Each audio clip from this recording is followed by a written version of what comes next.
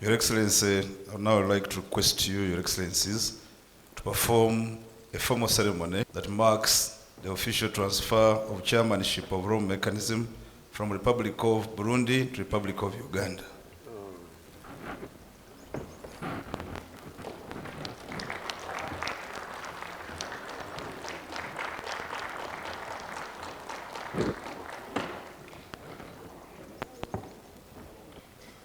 And the foreigners should limit their involvement because the foreigners are the ones who carelessly embolden the mistake makers.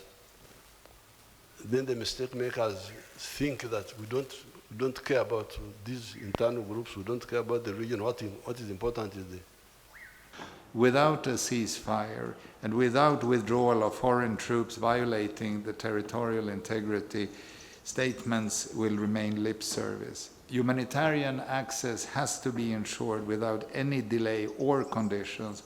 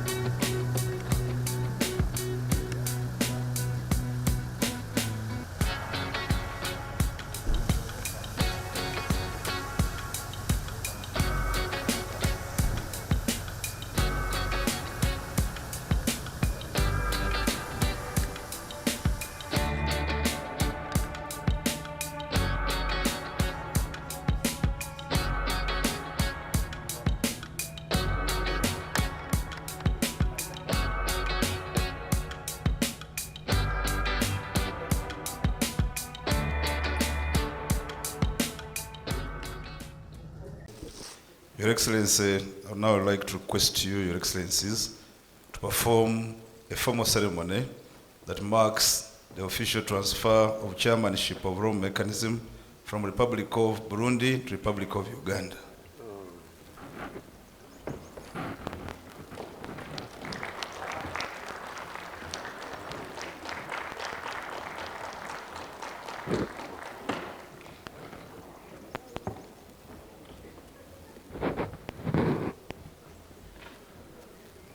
Your Excellency, it's now my singular honor and pleasure thank you.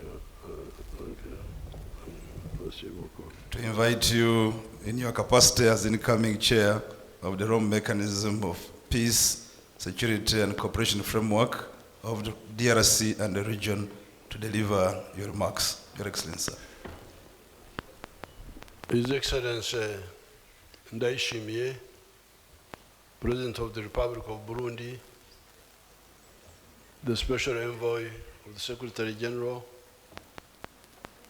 the Vice Presidents who are here, Vice President of Sudan, Khartoum, Vice President of South Sudan, the heads of delegations, members of the diplomatic corps, and all the people who are here. I want to thank and congratulate His Excellency Ndayishimiye for the wonderful work he has been doing for the last 2 years, as you heard.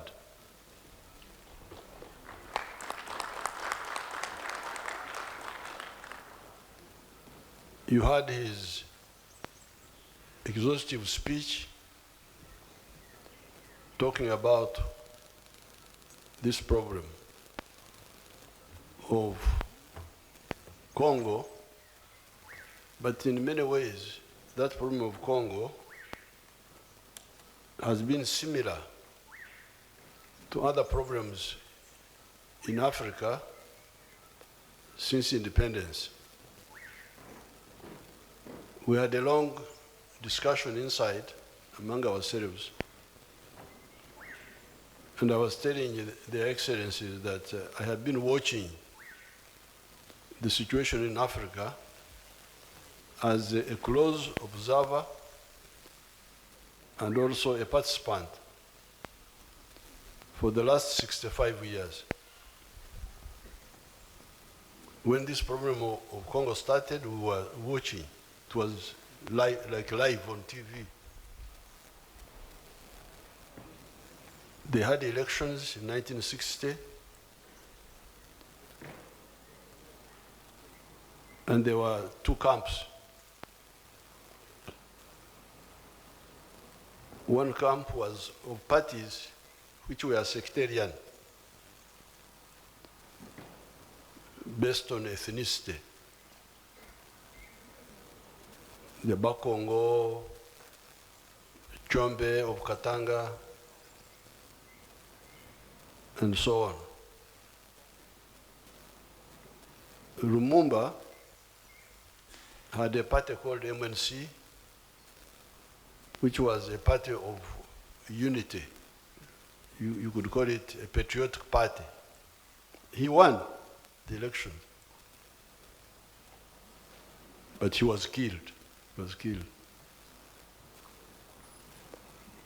And from that time, Congo has never been stable. There was a huge rebellion by people called Simba. These were peasants who were supporting Lumumba. They were not well organized, but you could see they were popular and very angry, but also not disorganized, believing in witchcraft and so on. The problems went on. When Mobutu came into power, the internal problems of Congo continued, off and on. Katanga, then the rebellions of 1978, somebody called Nathaniel Mbumba.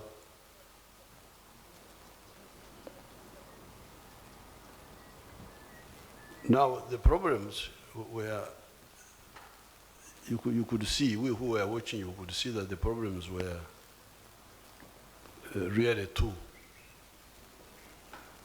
Not listening to the populations,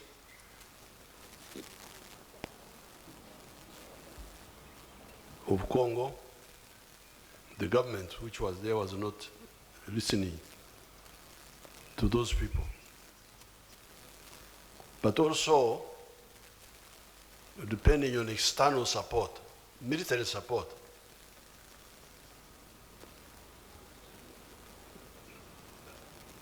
When Mobutu came in, he was being supported by the UN forces, then the French, Giscard d'Estaing sent French army there, then Morocco, and then so on and so on. So those two parts.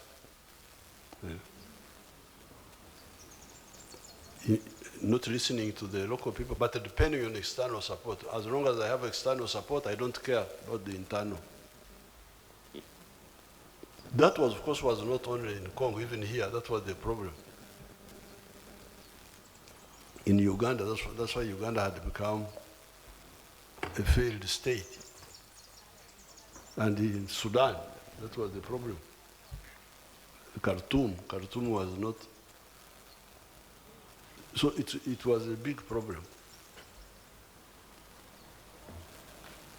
of politics of identity, tribes, religion, not listening to the nationals and depending on external support.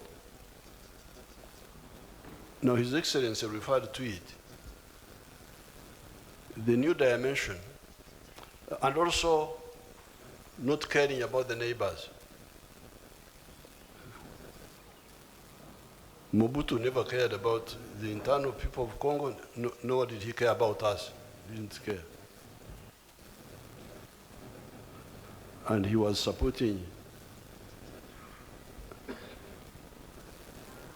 groups against Angola, Savimbi, Holden Roberto. They were in Congo against Angola,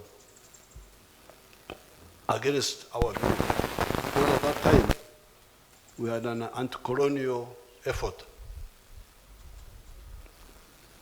But Mobutu was on the other side. So don't listen to the internal, don't listen to the neighbors, and depend on external support.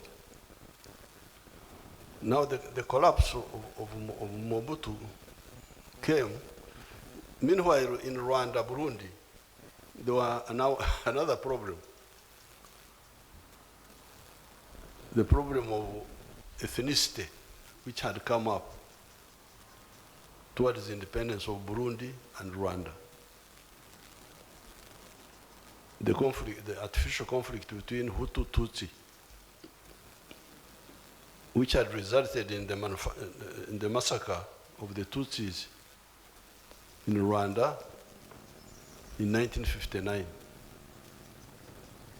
That massacre of the Tutsis generated a Tutsi diaspora. That's how these people like President Kagame, they were here, came here as young children. I think Kabarebe must have been born here. That big minister. That big minister Kabarebe was born here, in exile. In Burundi, the crisis was postponed because there were patriotic leaders with a movement called UPRONA, led by Prince Rui Rwagasore. They kept the Burundi people united, so they didn't have the crisis or the same problem. But Rwagasore was killed. Rwagasore was killed. Lumumba was killed. Rwagasore was killed. You say Mure, Français, killing. What is killing? Assassinate, but they are there to murder, to kill. Mure, to kill. We had said the word inside there, I forgot. To kill, to die. So, Rwagasore was killed by a white priest.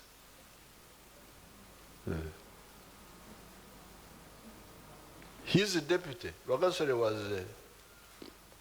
a Tutsi and a prince. He was a prince. His deputy, Njanda Ndumwe, was a Hutu. was killed also. So Uprona was beheaded, decapitated. I also have some few French words. Decapité.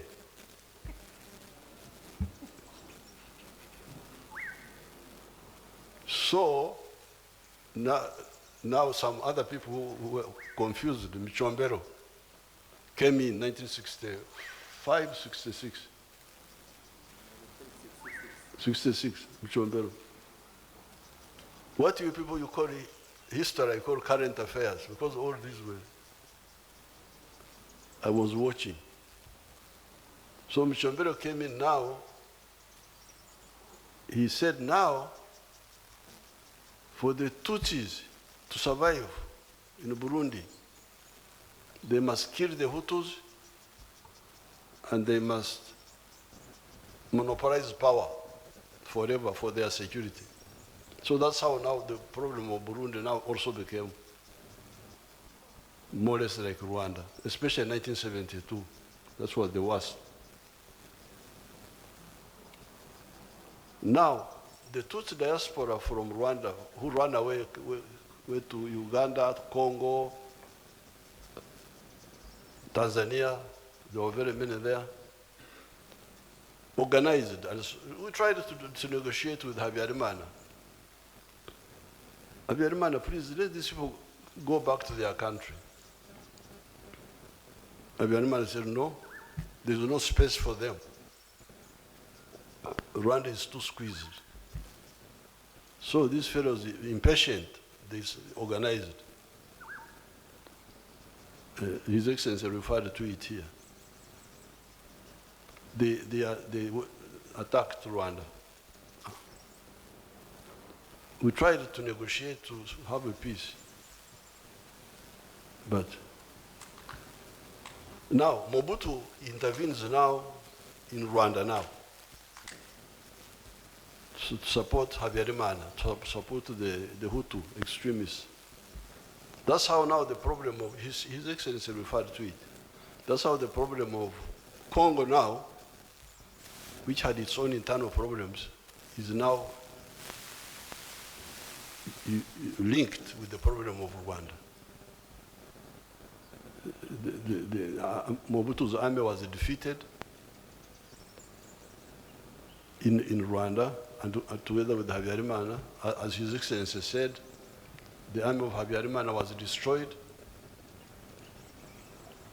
Then they fled into Goma. We appealed to Mobutu to disarm them. We wouldn't listen. Because he thinks the internal forces don't matter, we the neighbors don't matter, what matters are the foreigners who are supporting them.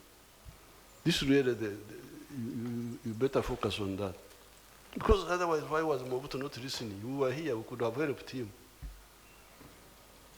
So, that's how now the problem of Rwanda gets linked to the problem of Congo. When the Tutsis organized and attacked the Hutus in Goma, and then it led to the collapse of Mobutu. So that is this whole story. But it is solvable, because here in Uganda we solved it. We had the same problems. Sectarianism of religion, sectarianism of tribes. But we exposed that misanalysis. Why is identity important? More important than interests? His Excellency referred to it in his speech.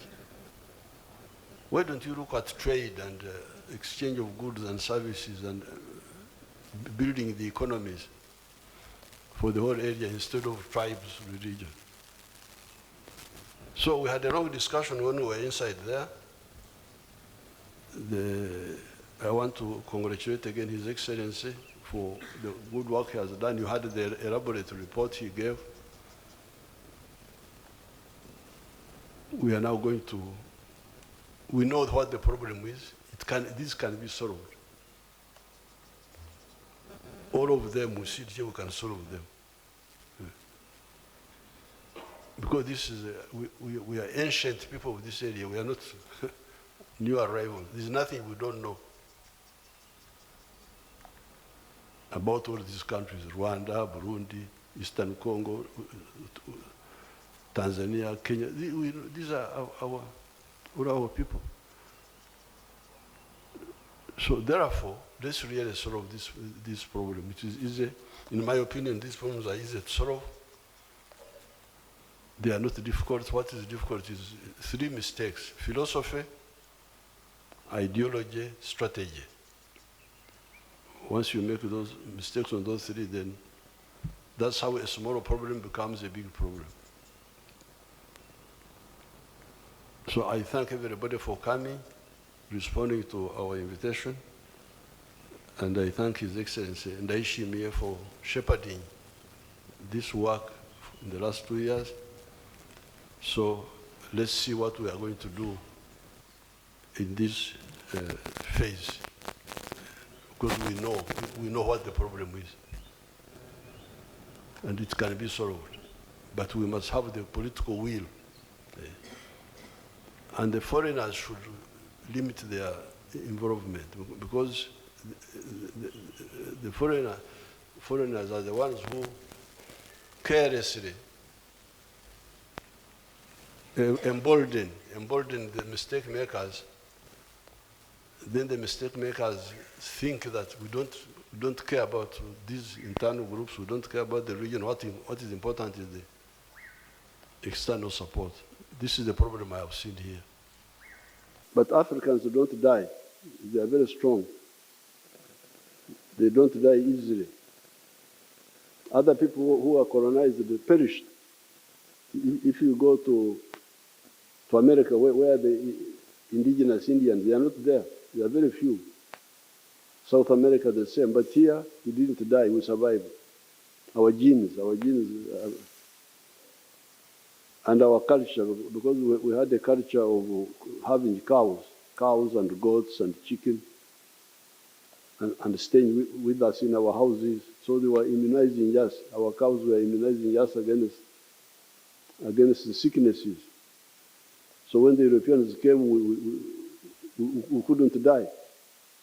Slave trade, colonialism, but we survived. And we organized it. ANC was founded in 1912. They were the first modern organization of resistance. And we chased the invaders. But we still have these weaknesses, which really we should share. Frankly, when we have time. Why do you believe in tribalism? Sectarianism of tribe, religion.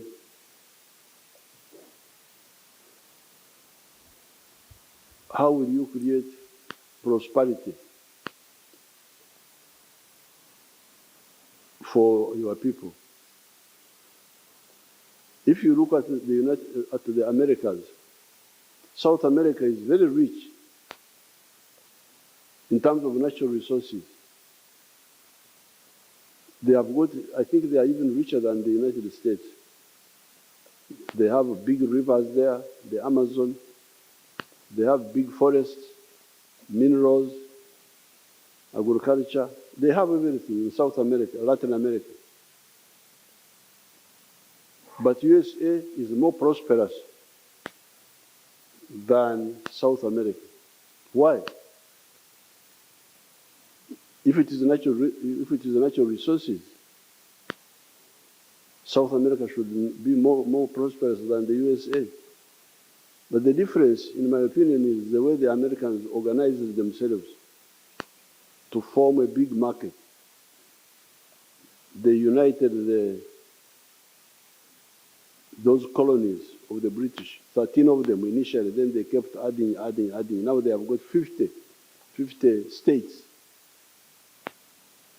Now, if you are in that situation, it is easier for you if you are a wealth creator, you are a businessman.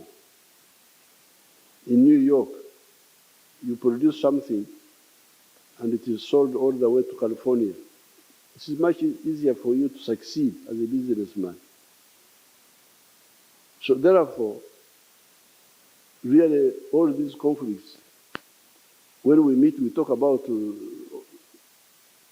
procedural things, this one here, this one here, but the big problem is ideology. These wars are caused by ideological limitation. So, my advice, because that's what was the problem of Uganda. Uganda was a failed state. People had no food. In 1986, people had no food. Shortages. No sugar, no soap, no salt, no paraffin in the shop. The problem was ideological. So we can talk about the mechanism, these procedural things, but we should also go deeper, in my opinion. And some of these foundations, like Mwalimu Nyerere Foundation,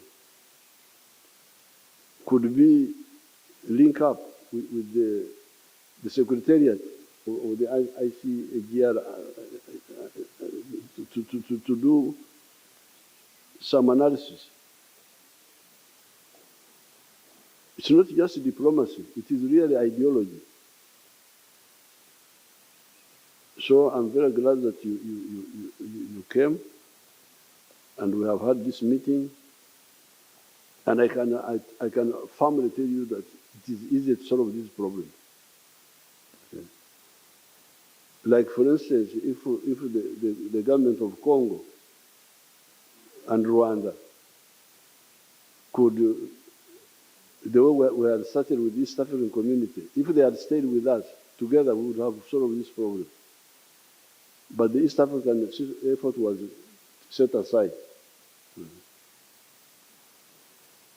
Because we have facts. Nobody can deceive me about any of these areas, because we know. But when you bring people who don't know, they just run with one little thing here. That's I don't have prepared speeches, but this is what I would want to comment to you. With inclusion of only one, which was fresh and proposed by the Republic of Angola, which is party finally agreed to meet again. 29. Recognize that there cannot be economic development in the region without peace, and stress the importance of peace and development nexus. Then the 30th finally agreed to meet again within 1 year in 2026 for further review of the implementation of the utilized PSC framework.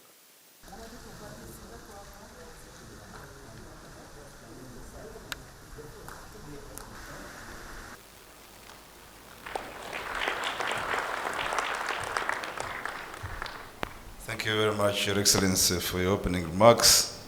I now invite the European Union Special Representative for the Great Lakes region to deliver a statement on behalf of the International Contact Group on the Great Lakes region, Ambassador Johan Bogstan. The floor is yours. Your Excellency President Museveni, Your Excellency President Ndayishimiye, Your Excellencies, heads of state and government, distinguished members of the Regional Oversight Mechanism and guarantors, Excellencies, distinguished guests. I deliver this speech on behalf of the International Contact Group for the Great Lakes region, which includes Belgium, Denmark, the European Union, France, Germany, the Netherlands, Sweden, Switzerland, the United Kingdom, the United States of America, chaired by Germany. On behalf of the International Contact Group, I thank you for the opportunity to speak at this important meeting.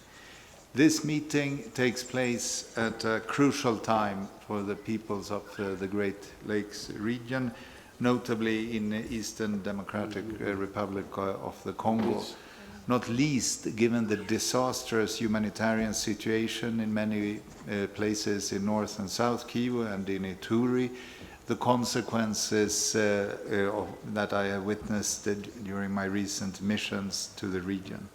Today, I would like to convey three main messages. First, the International Contact Group stands firmly behind the spirit and the objectives of the Framework Agreement. It is not without reason that the International Contact Group in February 2025 called in its public statement on all parties in the region of the Great Lakes to, I quote, avoid military escalation, engage seriously in a political peace process, address the root causes of the conflict, and work towards revitalizing the 2013 Peace, Security and Cooperation Framework for the Democratic Republic of the Congo and the region, unquote.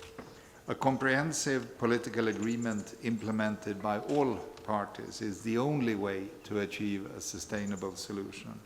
And a sustainable solution can only be found if the principles of sovereignty, independence, unity, and territorial integrity are respected by all parties involved, and if each party fulfills the obligations it subscribed to by signing the Peace, Security and Cooperation Framework 12 years ago.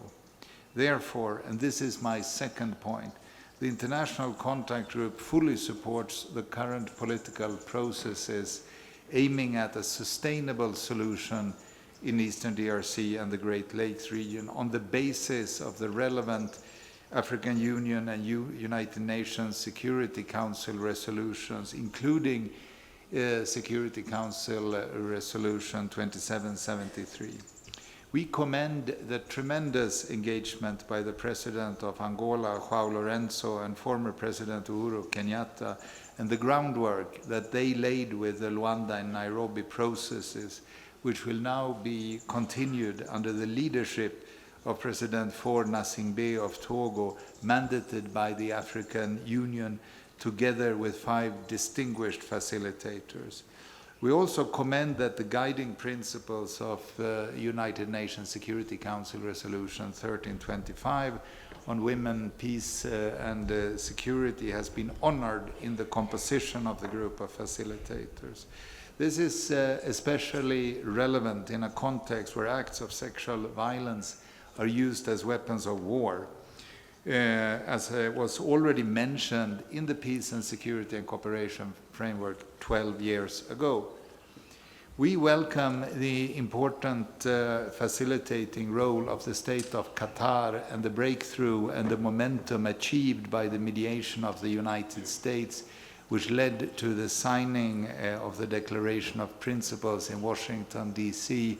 on April 25 between the Democratic Republic of the Congo and Rwanda. The members of the International Contact Group stand ready to support a coordinated approach of these processes that ultimately should lead to the revitalization of the 2013 Peace and Security and Cooperation Framework and its implementation. Third, the litmus test for our diplomatic endeavors must be the situation on the ground.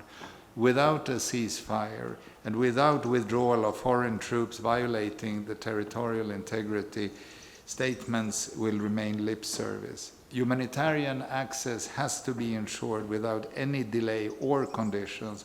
All parties have the obligation to respect international humanitarian law. Therefore, the International Contact Group urges once again the parties to implement the immediate and unconditional ceasefire and call on all armed groups, including those supported by foreign actors, to lay down their arms and continue dialogue to put an end to the violence and protect civilian populations. I would like to conclude by conveying my best wishes to Uganda and President Museveni as future chair of the PSC framework to steer the process at this crucial time, as well as thanking His Excellency President Ndayishimiye. I thank you.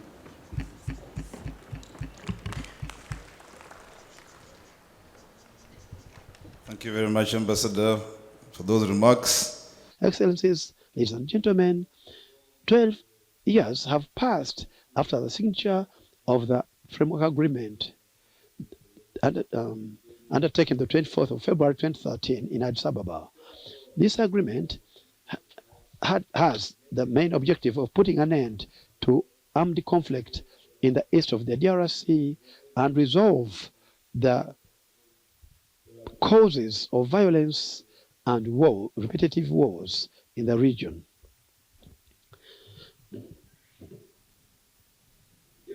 It's also intended to establish sustainable peace, to strengthen security and promote regional cooperation for peace and sustainable development.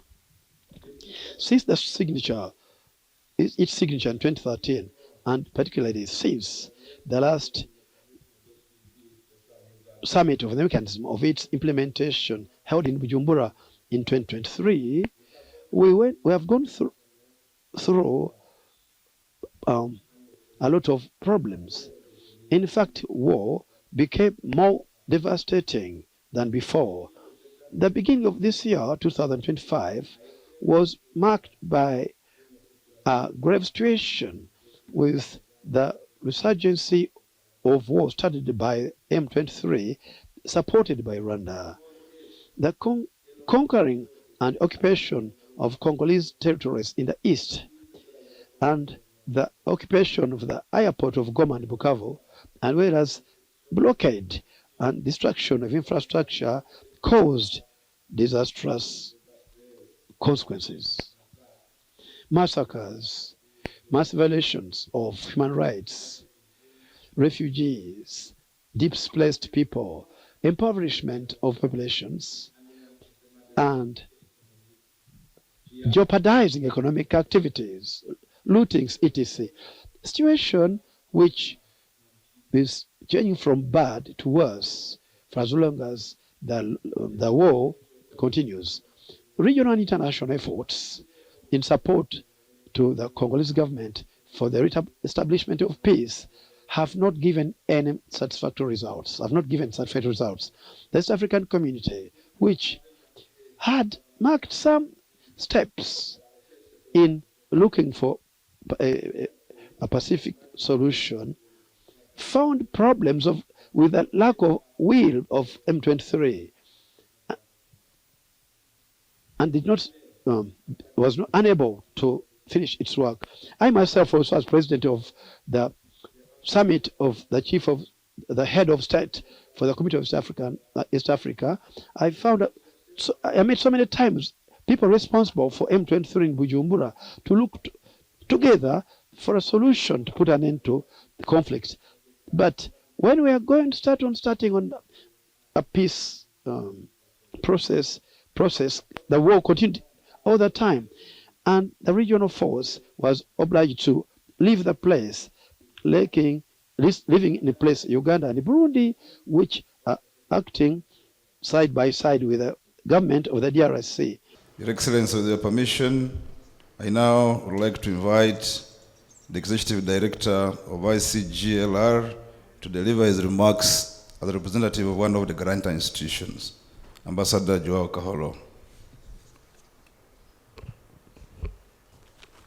Your Excellency, Yoweri Kaguta Museveni, President of the Republic of Uganda, and our gracious host, Your Excellency Evariste Ndayishimiye, President of the Republic of Burundi, and outgoing Chair of the Rome, Your Excellencies, Heads of State and Government,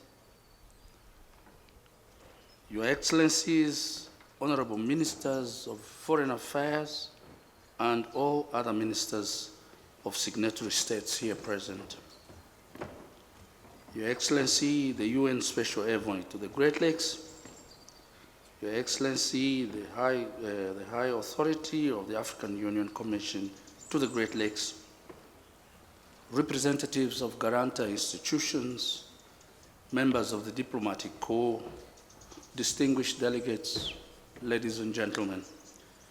It is an immense honor and gratitude to stand before you today at the 12th high-level meeting of the Regional Oversight Mechanism for the Peace, Security and Cooperation Framework for the Democratic Republic of the Congo and the region.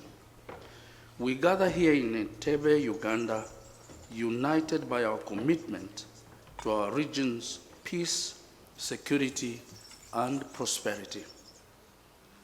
I extend my congratulations to you, Your Excellency, and through you, the government of the Republic of Uganda and the United Nations Office of the Special Envoy for organizing this important summit. Such gatherings provide a vital platform for sharing information and engaging in dialogue about the pressing crises in the Great Lakes region. Today, we have the opportunity to discuss recent developments and ongoing peace efforts, and how signatory countries to the peace, security, and cooperation framework can further support these initiatives. Your Excellencies, distinguished delegates, ladies and gentlemen, as we address the complex conflict situation and the urgent humanitarian crises facing the Great Lakes region and the DRC in particular, we must acknowledge the resilience of our people who endure these challenges day by day. It is our collective responsibility to listen to their voices, respond to their needs, and work tirelessly to restore stability, peace, and hope for all citizens. Excellencies, the security challenges facing our region demand our most urgent and collective attention. The ongoing M23 conflict in eastern DRC represents more than a localized insurgency. It poses a critical threat to regional stability and risks undermining decades of peace-building efforts. The ICGLR therefore calls upon the M23 to immediately and unconditionally stop its offensive and refrain from creating parallel state institutions in the eastern DRC. We further call upon all armed groups operating in the eastern DRC, such as the FDLR, ADF, Red Tabara, and Codeco, to lay down their arms and to adhere to ongoing peace initiatives under the coordination of the African Union. Meanwhile, the protracted conflicts in the Sudan and South Sudan continue to erode our collective security architecture, creating humanitarian crises that threaten the very fabric of our regional and cooperation framework. We call upon the RSF armed militia to immediately lay down their arms, cease hostilities, and engage with all other Sudanese parties in meaningful dialogue towards achieving durable peace for the benefit of the people of the Sudan. We also recommend the joint efforts of the East African Community, the Southern African Development Community, and other initiatives to address these pressing situations. These actions provide a beacon of hope. Our collective response must prioritize dialogue, mutual understanding, and collaborative conflict resolution. We stand at a critical juncture where our response will determine the future trajectory of peace and stability in the Great Lakes region. Our collective challenge is to transform these security threats from sources of division into opportunities for deeper regional and continental cooperation, integration, and development. Your Excellencies, heads of state and government, distinguished delegates, ladies and gentlemen, today we emphasize the critical importance of the women, peace, and security agenda. Empowering women and their active participation in peace-building efforts is essential. Women possess unique perspectives and solutions that can lead to more sustainable and inclusive peace processes. In our ongoing commitment to advancing the women, peace, and security agenda, the ICGLR has undertaken significant strategic steps. In 2023, we launched the first ever Regional Gender Barometer, a groundbreaking tool that systematically tracks and measures the progress of gender equality across the region and in our member states. This innovative initiative provides a framework for assessing women's participation in political, economic, and security decision-making processes. Complementing this effort, we are currently incorporating local perspectives into the Women, Peace and Security Agenda project. This project focuses on ensuring women's participation, protection, and empowerment in peace and security efforts within the Great Lakes region, as we actively support the implementation of the UN Security Council Resolution 1325 and related resolutions, recognizing women's vital role in conflict prevention, resolution, and peace building. We have also been developing a multilingual lexicon for detecting and mitigating gender hate speech across our region. This initiative addresses the growing challenge of digital violence that threatens women's participation in public and political life. In addition, following the adoption of the gender-responsive mediation strategy by our esteemed member states, the ICGLR has taken significant steps to empower women's groups and distinguished individuals within the region as insider mediators.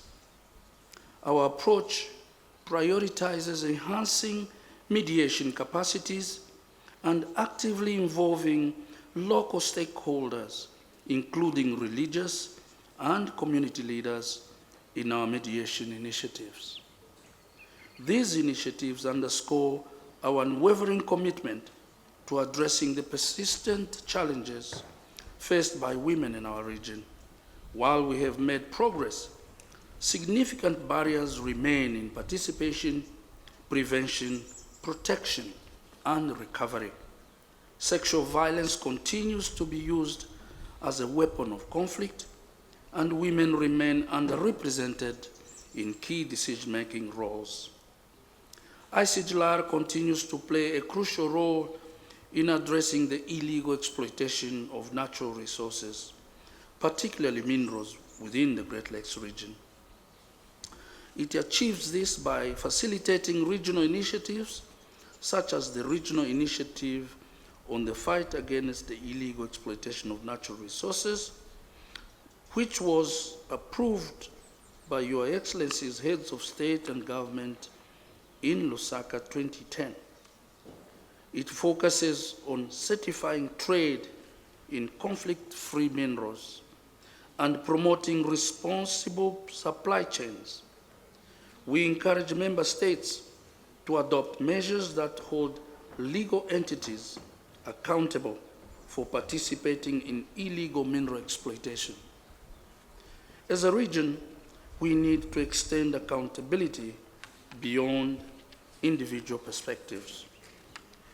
Your Excellencies, heads of state and government, distinguished delegates, ladies and gentlemen, we cannot overlook the significant role of the guarantor institutions of the peace, security, and cooperation framework must play.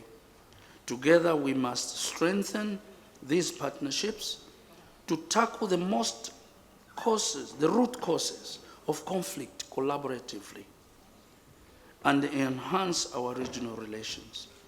The road towards lasting stability and peace in our region requires mutual trust, respect, and commitment to understanding and addressing the concerns of our neighbors. In our discussions today, Your Excellencies, you will also concentrate on adopting strategies to revitalize the PSC framework. This framework is not merely a document, but a promise of collaboration and a call to action. As we consider the action plan for revitalization, let us approach it with the spirit of Ubuntu and a shared vision for a brighter future, recognizing that instability in one country is instability everywhere. Furthermore, the ICGLR's role remains pivotal in fostering mutual trust and respect within the region.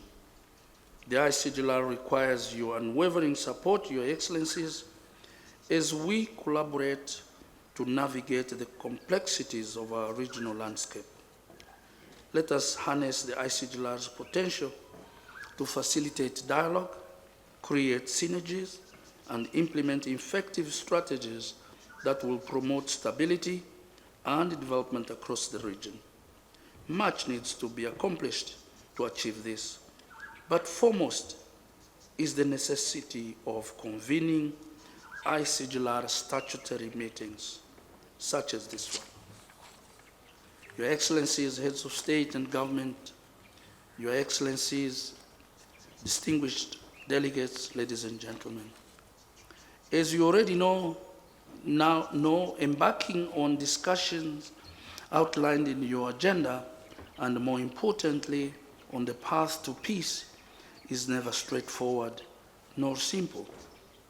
It requires patience, persistent effort, and the courage to make difficult decisions for the greater good.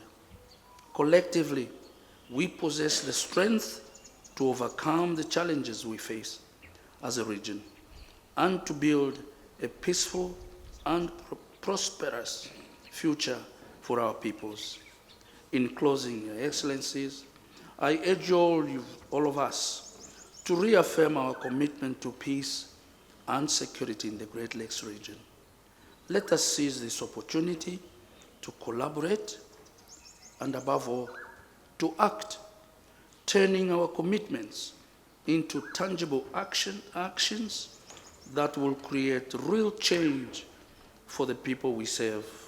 I thank you.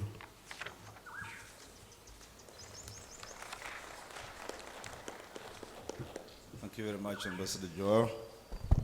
I would wish, first of all, to thank you, Your Excellency, Yoweri Kaguta Museveni, and through you, the government and the people of Uganda, for the invitation to participate in this meeting and for the warm welcome as well as the hospitality that was extended to my delegation from the time we arrived in the Pearl of Africa.